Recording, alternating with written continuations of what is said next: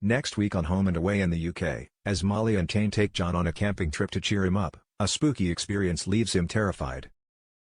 With John still feeling out of sorts following Irene's departure, Molly takes it upon himself to organize a lad's camping trip. Though will it do JP more harm than good? Desperate to fill the gap in his life that his bestie had left behind, John was quick to take Irene's new outlook on life on board and treat his friends to a dinner at Salt. But John's bravado throughout the evening was hiding his despair, something that was quickly picked up on by Justin. As John shed a quiet tear after everyone had gone home, a concerned Justin told Leah that he was going to keep an eye on him. John was delighted when Justin subsequently organized a boys' poker night at his place, even though it cost him dearly when he lost $300 to Alf.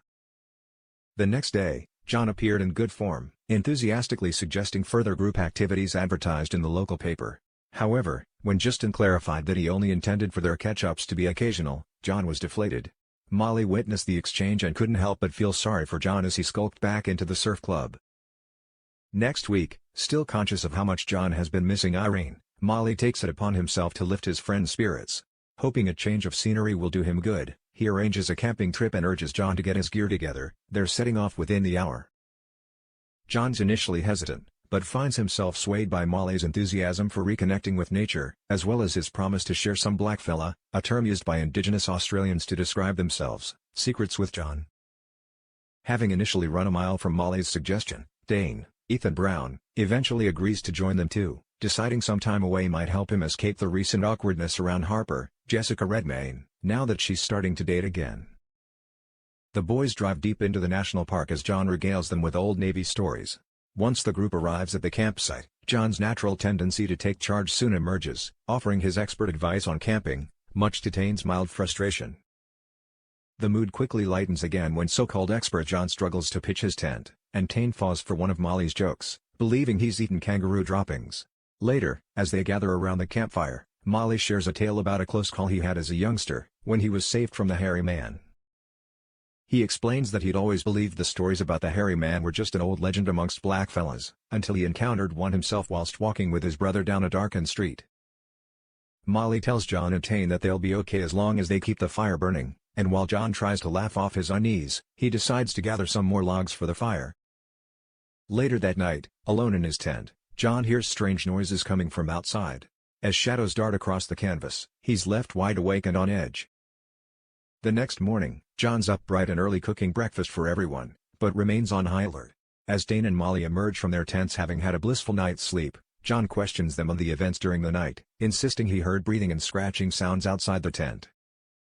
Tane and Molly dismiss his claims, with Tane teasing that he must be worried that it was the hairy man, but John stands his ground. He wasn't scared, just cautious. Tane and Molly share a grin between them. As Tane heads off to call Harper, Molly points out that John doesn't need to keep the fire going anymore now that the sun's up. But John thinks it's a good idea, just in case. As John casually asks what would happen if the fire did go out, Molly sticks with his story and explains that once you make eye contact with the hairy man, or he manages to touch you, you turn into one yourself. As a sleep-deprived John continues to keep watch over the fire, his nerves on edge, he suddenly remembers some urgent surf club admin that needs his attention, and that he could really be doing with heading back to the bay.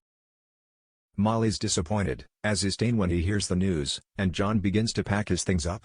As Tane confirms that he believes Molly's story may have gotten to John, Molly can't help but note the smirk forming on Tane's face. Tane finally admits to Molly that he may have gone for a little wander during the night, snapping a few branches and throwing a rock into the creek.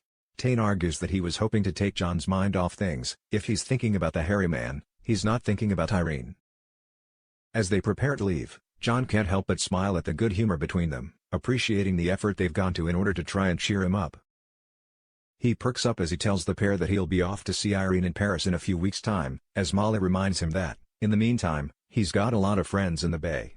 But most importantly, Molly reminds him, "I never would have let the hairy man get to you, I promise."